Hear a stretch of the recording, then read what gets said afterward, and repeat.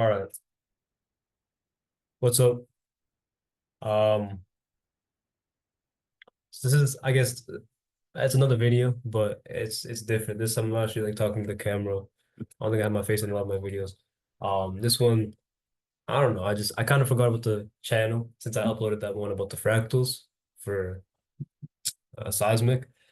So yeah, this is another video, just another project, same old, same old. But what's new is this is the first video of Georgia Tech.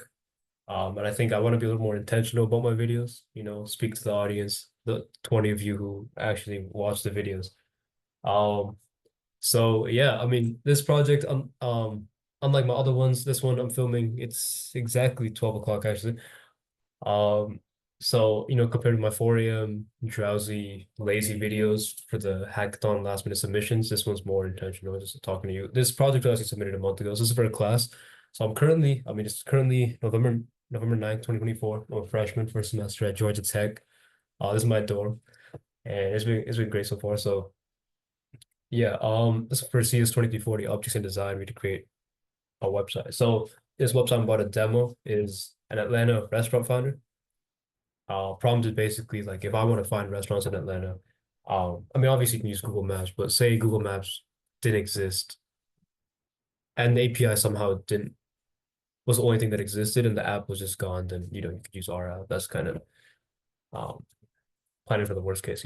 So yeah, I think before I get into the actual demo, I just want to talk about like I want to improve talking to y'all instead of again the lazy videos, working on speech quality, video quality, all that stuff. So yeah, it's my first video at Georgia Tech.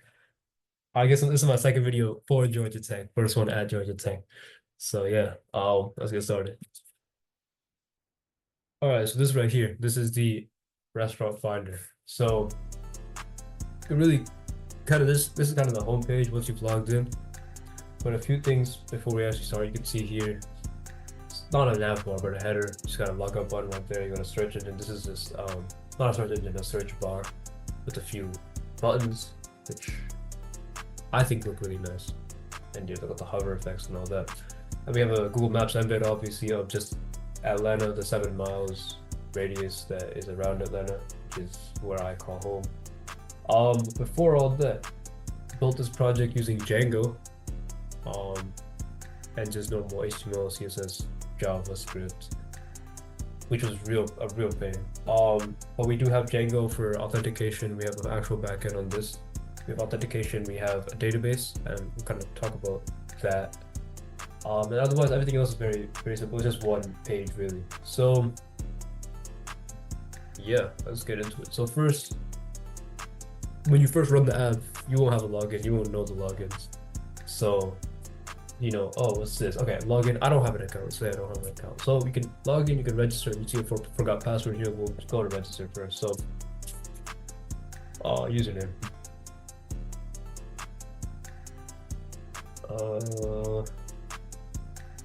I don't know what I'm gonna go. That's my fantasy username. And let's go like a very basic password. Okay, so you see here the password requirements all right here. Red and green. Green obviously means it's like good. Red means it's not. But let's actually try it. So then this is for authentication right here. Not authentication, sorry. This is for it's like a security question for authentication right here. So let's just say I was born yesterday. So it won't let me create the account. Why? You can very clearly see the passwords do not match. And that was on purpose, by the way. All right, now they do match. Now we can go ahead and create an account. It's a little slow because I'm running Zoom and a bunch of other things on this right now. You have to believe me that it's faster. All right, so before we log in, actually, yeah, let's log in first. Okay, so I forgot my username.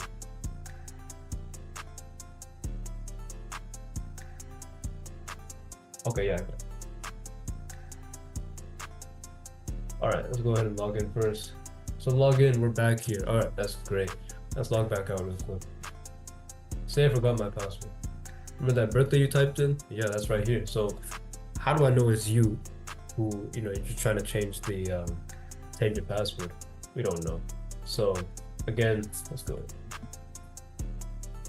And let's see what happens if I put in the wrong security question. Let's say somehow I'm trying to hack your account, but I don't know your birthday. Obviously it's not the most security question, but that doesn't matter. We can, it's all right. Let's change the password to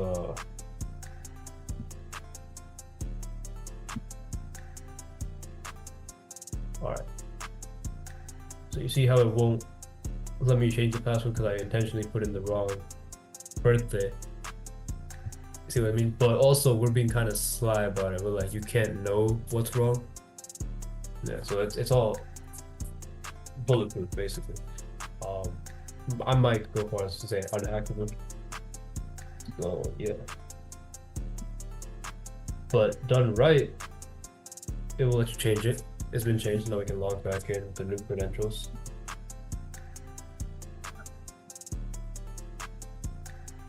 All right, boom. So that's authentication right there, in it.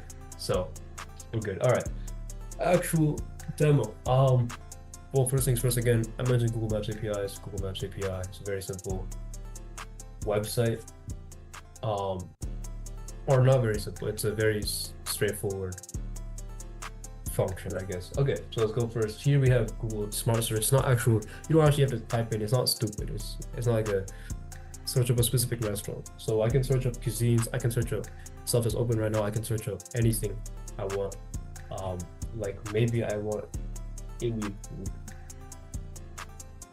Boom, right? And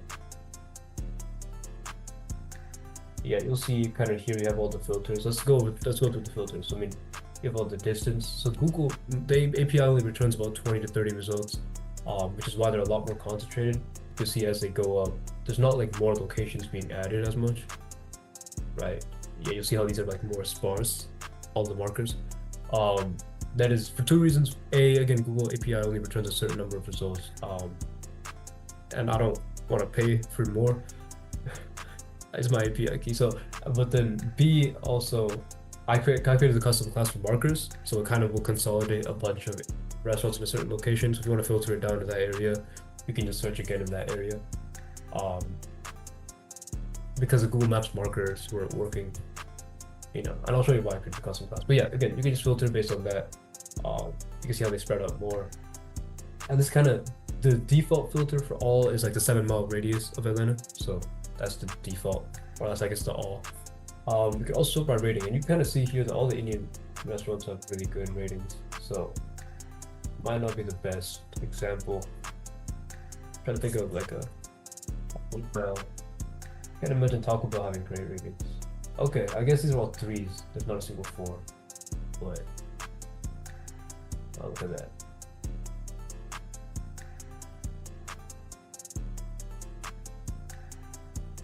There's not a single Taco Bell. Okay, I guess this is easy then. So rating, looking at 1 star or above, 2 stars or above, 3 stars or above, 4, none, 5, none.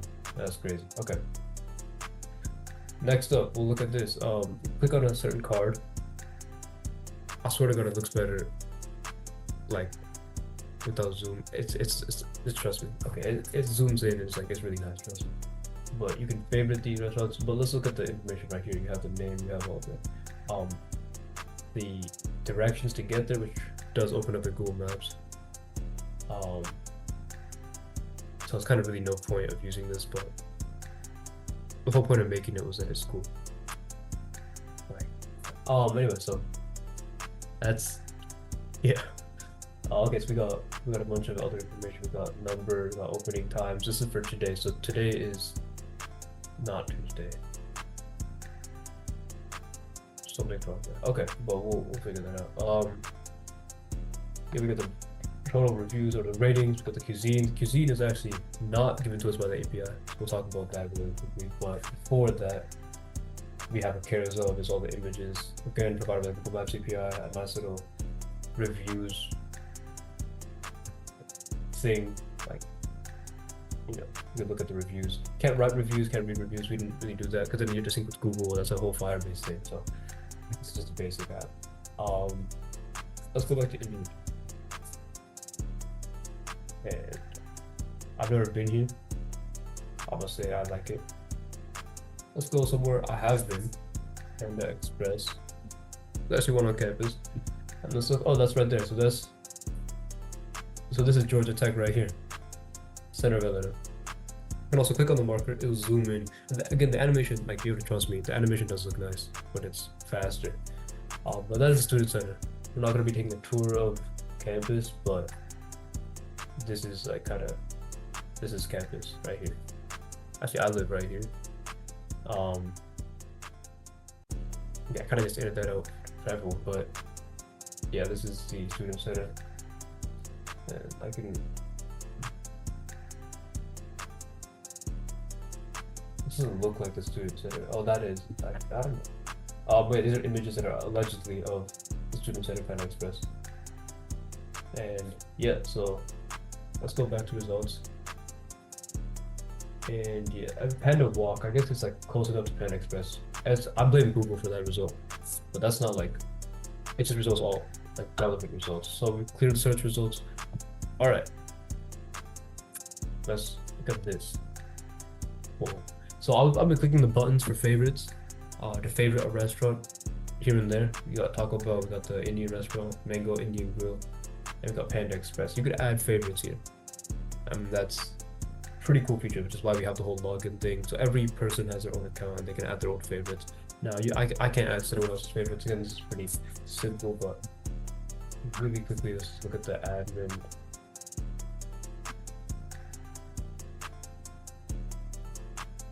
All right, so we can look at the admin page really quickly. So we have, again, users here. This is all the Django default authentication stuff. We have here two tables. So first we have user profiles. This is me right here. So this is where we store our birthday. So this is how we process the whole change password thing.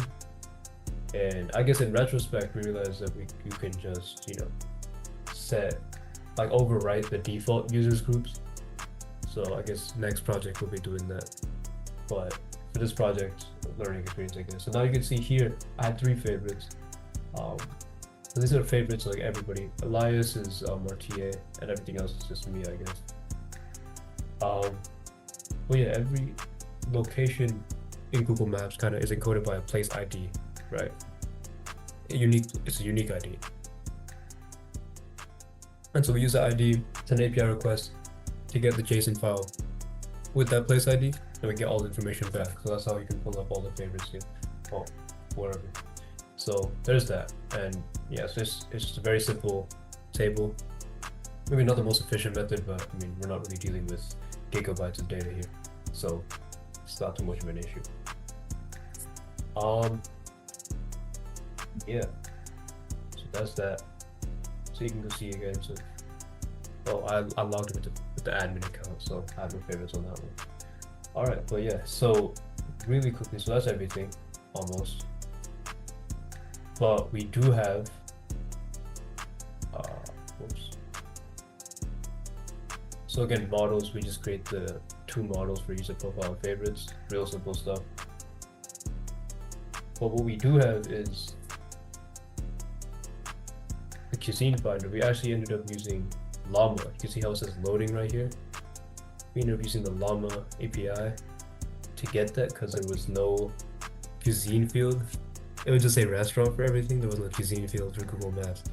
So, yeah, we just got Llama. We pass in the name of the restaurant. That usually is enough to discern.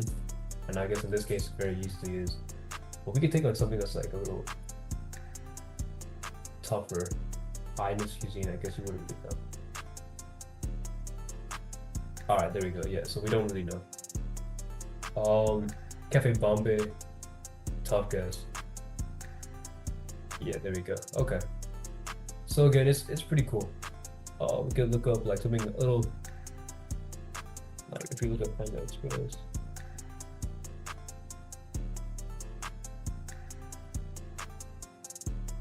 All right, there we go. So that's pretty on point for most things. Unless you have a really weirdly named restaurant, which can't blame us. So yeah, that's basically the whole app. It was really cool, like full stack experience. So anyway, that was the whole app that we made. It's not too crazy, but that was my first full stack experience. as I said before. Um, Kind of my first like time dealing with backend. Actually thinking about like what a user would want. Most of my hacks I've just been thinking about like.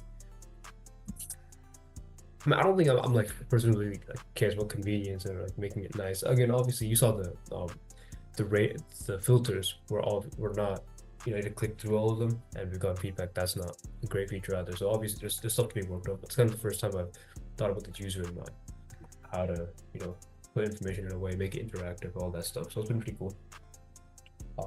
It was difficult, but I guess the best part was that the class doesn't teach you anything about like how to make the stuff.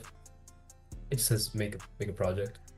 I don't think web is too difficult, but it seems like a lot, especially it was like the only coding I've been doing is like algorithmic stuff since sixth grade. So you know, there's that. It was fun. I guess we're doing a second project right now. I'll probably make a video on that once we're done. It's due in a month, so I guess Christmas drop. Um, but for that one we're using again HTML, CSS, JavaScript was like a challenge. Also with Django, we had a fair share of issues with Git and backend stuff, and front end was it's just a pain in general. So there's that. But this new project we're doing in React, same backend, but there's not much use for the backend, so it doesn't matter. So basically, just a whole set of new things and new APIs, all that stuff. So I could be like equally uncertain, but I think doing this project, I was just like, it's easy enough to like figure it out. So I don't really, it's not an issue. So I actually do have to start working on that, and it is almost one right now. So but yeah, that's kind of the project. I just wanted to make a video on that. It's been a minute, so hope you guys enjoyed another video, and I'll try to make more. I'll try to make more projects, more videos, all that stuff. And next semester, it's a lot of AI classes. So I think one of my most popular videos, okay, popular here means like 50 views. But one of my most popular ones was the YOLO implementation. You only look once with the self-driving car. So I'll make some other videos similar to that. But yeah, anyway, so this is kind of a monumental video. This is the first one in Georgia Tech, first class, first project, first semester, all that stuff.